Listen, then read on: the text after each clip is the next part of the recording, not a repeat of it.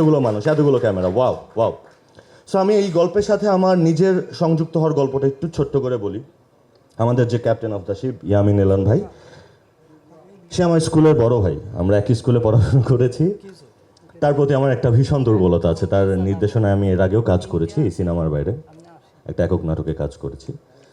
So সে একটা cinema বানাবে আর সেই সিনেমার অংশ আমি হব না, এটা আই থিঙ্ক খুবই আনফেয়ার হয়ে যাবে। সো ওই জায়গা থেকে thank you for choosing me ভাইয়া, thank you for the role. আপনাদের কাছে একটা অনুরোধ আছে, অনুরোধটা হচ্ছে এতগুলো ভাই বন্ধু যাদের সাথে দীর্ঘদিনের যাত্রা, আমার ইনফ্যাক্ট প্রথম সিনেমার প্রেস কনফারেন্স আমি একই জায়গায় করেছি, আপনারা ছিলেন, অনেকেই ছিলেন আপনাদের মধ্যে।